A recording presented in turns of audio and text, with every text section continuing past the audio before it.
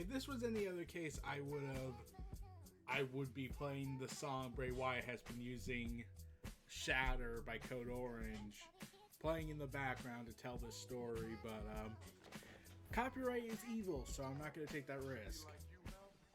So, this is the story that I have engaged in, that the White Rabbit story, the White Six story, the storyline of Bray Wyatt's return. Starting off with a bunch of random QR codes that all build up into a giant puzzle. And let's be real, Bray Wyatt was not coming back if Vince was still here. All this intrigue and mystery and weird aura of randomness wouldn't be possible if Vince was still there, considering how it was reported how Bray Wyatt and Vince reacted with one another near the end of his last run. Where Bray Wyatt flat out told Vince, your ideas are shit. Every idea you've been cooking up for me has been utter shit and has damaged my career. And Vince's response to him was derogatory fat shaming.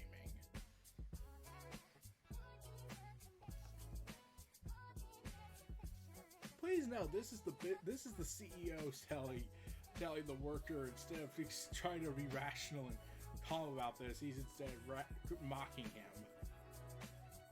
Yeah, thank God he's not here anymore. So when Bray Wyatt was actually at one point going to join AEW. They were so close to a deal. It was reported that they even had a start date to when he could show up.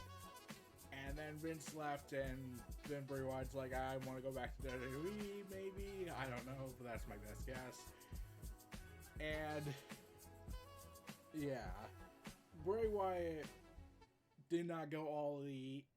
Though, let's be real, if he had done so, he should have been promoted as one of the big attractions, because, let's be real, his experienced soliloquy of storytelling of absolute insanity would have been awesome.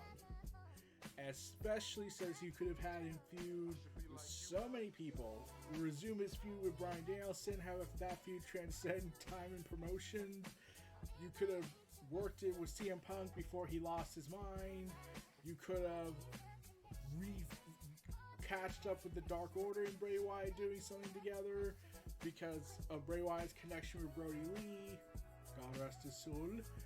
And you could have had Bray Wyatt feud with Kenny freaking Omega, and Bray Wyatt like going out on a mission to destroy the man who tried to destroy his best friend's legacy. Like, that would have been awesome storytelling, and it would have been awesome. But I still think we'll see Bray Wyatt one day in AEW. I don't think he'll be there for a while, but I feel like he's going to go at least test the waters. Like, near the end of his time in WWE, he'll go all elite and just like dip his toes in there and see how it is. Just do maybe a couple feuds here and there, and then probably retire afterwards. But yeah, when Bray Wyatt was gone, everyone, even the tribalists, lost their minds over this, because it was like, why would you get rid of this guy? Like, this was your biggest attraction. He was the great storyteller. He was great at promos. He was great at character work. He was great at selling merchandise off the shelves like hotcakes. And you let the guy go because he stood up to you. And then WWE's propaganda machine had to come out and say, oh, he was difficult to work with. He was self-entitled and blah, blah, blah, blah, blah. Like they've done for every other employee they've done that left WWE on not so good terms. Because, getting fired was clearly a crime. It's clearly a crime in Vince's worldview, even though he's the one that does the firings. But, yeah.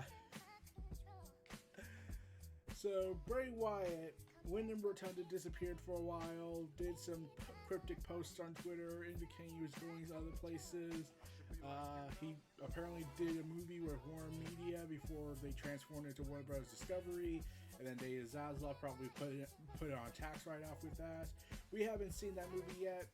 if it ever does get released or get showcased, that will be awesome, hopefully, because the guy could have easily just retired from wrestling and gone into writing and TV and movies or comics and whatnot, and he would have sold well. And then, after Vince left, we started getting these weird QR codes, just a little bit after Vince left, and people were like, it has to be Wyatt. Like, there's no way. He's been silent. He's also been posting Highlander gifs, but he's mostly been silent. We don't know what the story is. And I'm kind of glad for that. This was going on for some months. I'm kind of glad about that because with Triple H running the WWE creative side, he has now been put into a position to instigate his long-form storytelling formats. Finally. And to get Bray Wyatt would be a big deal to showcase that, in my opinion. And I'm not just saying that because I'm a massive Bray Wyatt fan. So yeah, after weeks of cryptic posts and even weird in-between video teasers of Bray Wyatt's obvious signs of returning, especially when you had to pause certain times to get the details in, like Huskus the pig. Huskus. And even seeing noticeable props that Bray Wyatt had used in his career during the Eater World stuff and the Firefly Funhouse, you had a realization, yeah, it's definitely Wyatt. And then on Extreme Rules, after Matt Riddle had defeated Seth Rollins, long and behold, the Wyatt 6 arrived.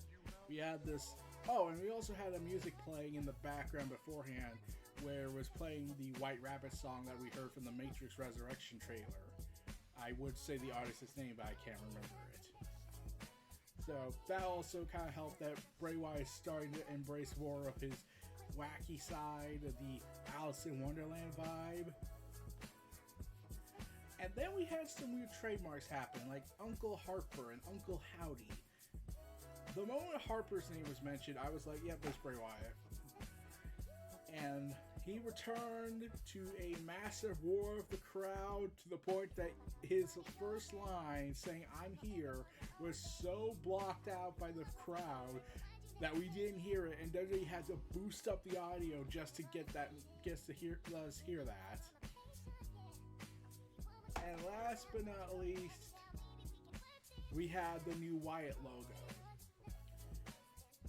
which is awesome in its dark detail. Long and behold, Bray Wyatt was back, and he was back to claim his destiny.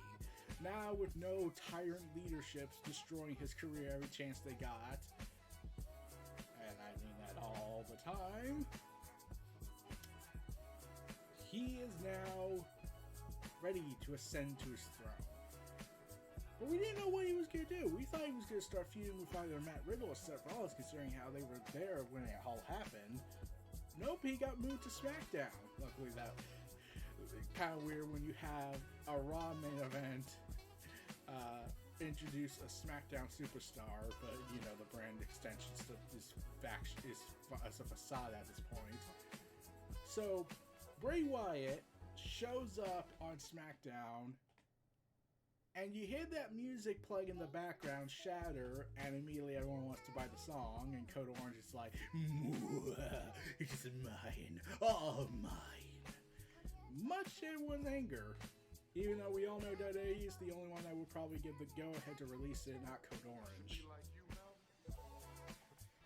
And then, but before that, when he came back, he had this mask on him, and it was like, what is that mask? Like, we saw the deprecated remains of the Firefly Funhouse, like Bray Wyatt, like it's been left to destroy itself because, well, the host was gone and all the puppets were dead.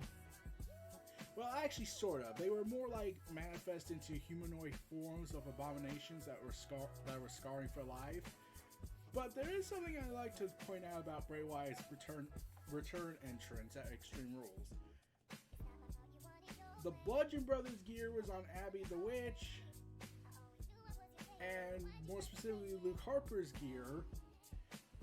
And even the entrance that Bray Wyatt came out of was very reminiscent of Brody Lee's arrival as this exalted one of the Dark Order. And it was like, you can tell how much Bray Wyatt loved Brody. And by God, like I still say to this day, had Brody Lee still been around, I definitely think he would have retired in WWE, left AEW after a while, went back to WWE just to feud with Bray Wyatt, and just call it a career afterwards. Sadly, the fates of reality have to destroy my dreams. Anyways, so Bray Wyatt comes out with his Shatter music for Code Orange, and Bray Wyatt then gets on this microphone and starts bawling his eyes out, crying, hearing the crowd, and he delivers this promo, thanking everyone and basically confessing all of his gratefulness to the fans. And then things got somehow weirder, where we see this green mask figure again on the Titantron being crazy, saying stuff like who killed the world and how you killed the world. And it was like, I have no idea what's going on. I'm pretty sure we're reaching impact levels of Embrace the Madness, and I'm here for it. And then a week later, Bray Wyatt resumes his promo in a backstage segment with the music playing in the background for some odd reason, and symbolism or whatnot. And I noticed how he talked, how he says how we pulled the spears from his ribs and yanked him up. And I was like, are you trying to say you're Jesus? Like, Bray Wyatt has used Christian iconography in his character work, like, even to the point that religious fanatics have lost their mind over this and attacked him on Twitter for it. And I was like, wait, are we the La Pieta now? Like, the fans of the La Pieta are Mary who held Jesus in her arms after he was pulled from the cross, after being speared and crucified? Is that the vibe we're getting from this? And then Bray Wyatt talks about his revenge, his confession, and how he still believes in that, and what the horrible things he'll do. So far, he hasn't done anything yet, but we'll see. And then he comes out again to another emotional promo in his Shakespearean soliloquy. If I had the best way to describe what Bray Wyatt was doing, how he somehow is still in character yet out of character at the same time, it reminds me a lot of when the Undertaker during 98 WWF, where he was still the Phenom, he was still the zombie character, but he started having a more realistic edge to him. Like, he would wear glasses, he would act like a normal person backstage.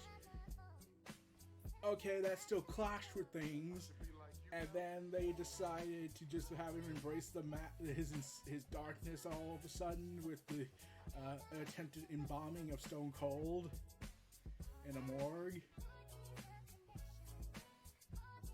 The Attitude Era was weird. So, yeah, that happened. That was a thing, and then he went with the whole Ministry of Darkness. But it still feels like Bray Wyatt is like more like acting like 1998 Taker, where he was wearing normal clothing, and yet somehow was still the zombie guy to an extent. Yeah, like I said, it's a weird clash that I really don't get. And Bray Wyatt just instead talks about the gratefulness and how he does admit he wish we left him alone to his own devices. And it's hard to tell, and this is the thing that I was wondering when I was hearing all this. I was thinking, is he talking to us, or is he talking to someone else?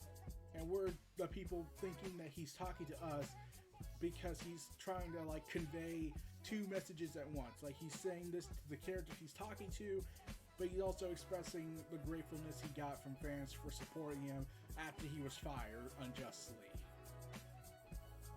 Hard to say. And then we have more promo hints of a bearded guy, and no one knew why. It's just pro wrestling at this point. And then we finally got the reveal of who this was. It was Uncle Howdy. And I was like, there was something oddly familiar about his look. I don't know why, but there's something oddly familiar about him. And I'm kind of awesome to find what this is. Some people think it's Bray Wyatt as Uncle Howdy. Like, there's been speculation he's having multiple personalities, dissociative identity disorder, more QR codes coming out that showcase that he was in a mental institution. And the more I hear that, it makes me wish Malachi Black got his dream storyline with Wyatt just to do the connected threads about the Dark Father and him and Sister Abigail, because that was Malachi's dream plan to have at one point. And then it kind of wrecked everything because he's an asshole with the budget cutting stuff. So that happened, and then all of a sudden Uncle Howdy shows up. There is speculation it might be Bo Dallas underneath the Uncle Howdy thing. I'm like, Bo Dallas suddenly gained a lot of weight afterwards. That's the way it looked. It looked like Bray Wyatt, but he changed up his look, like, massively with makeup and aesthetics and whatnot. So yeah, it could be Bo Dallas, but it could be Bray Wyatt, or they're just using very damn good makeup on Bo Dallas to make him look like he is a completely different person, because that is humanly possible in Hollywood. And considering they got a Marvel writer who operates more in horror, that wouldn't surprise me. But Uncle Howdy, summarized that point is that how he wrote an opinion. I must stress an opinion. It was not a confirmed report. Where he said, Uncle Howdy kind of looks like Barry Windham, who is also Bray Wyatt's family member, the legendary wrestler. And the only reports we ever got besides trademark stuff about Bray Wyatt's big story was expect the Wyatt 6 stuff to be stretched out all the way to WrestleMania. And there were rumors coming out that they were going to have a Bray Wyatt Roman Reigns feud happening very soon. Which, okay, that's... Okay, look, I get from a story perspective that made sense, because Bray Wyatt was the only reason the Tribal Chief is even a thing, because of Bray Wyatt and the sacrifice he made, dropping the title. I still think it's too soon to do it, but I still would like to see Roman and Bray Wyatt go at it. See this Wyatt 6 versus the Bloodline.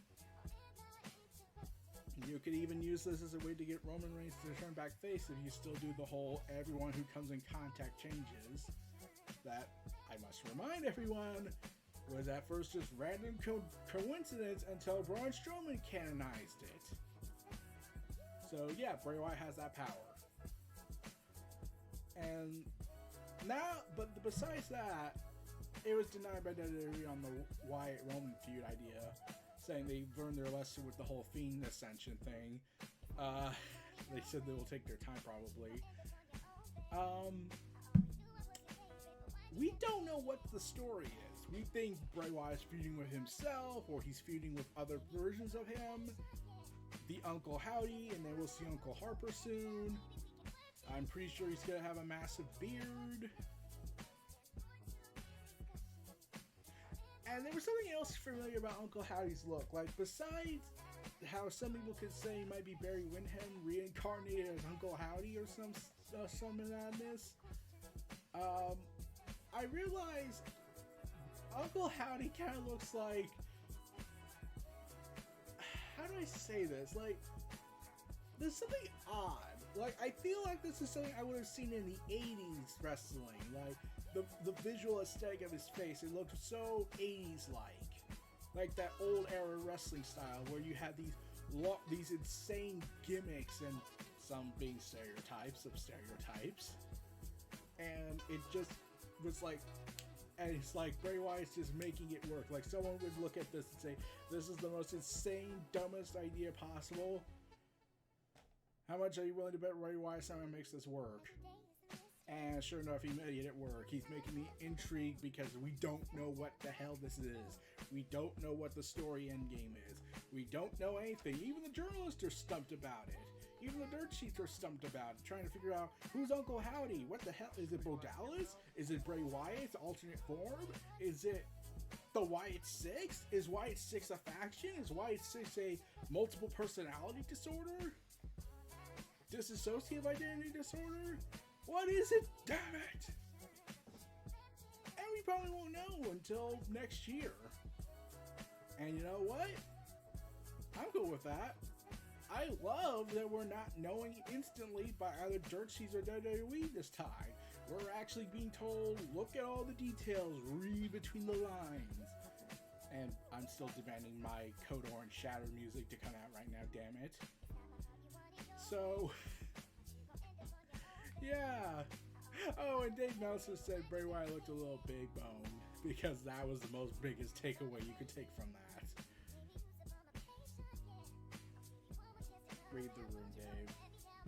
Read the room. But besides that, welcome back, Windham Rotunda. Maybe one day we'll see you in AEW doing your insanity storytelling.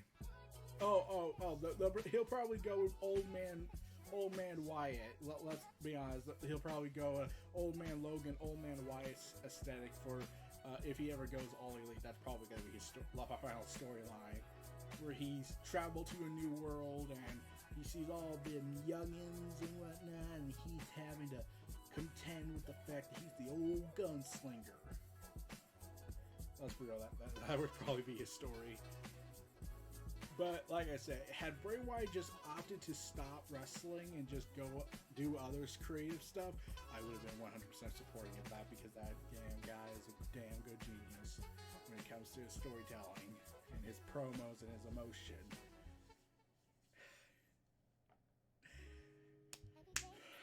We'll have to see what the endgame story is, but don't expect this to be the end of my tracking of the White Rabbit Bray Wyatt storyline, or the White Six, or whatever this is.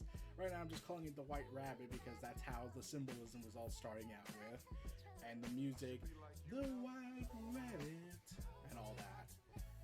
But we'll have to see in the coming weeks and months. We'll have to see where the story takes us, because he is the only reason I'm watching SmackDown. I could say I'm watching SmackDown for Sammy Uso, because Sammy is a treasure and we must protect him. But it would involve Logan Paul, and I do not like him.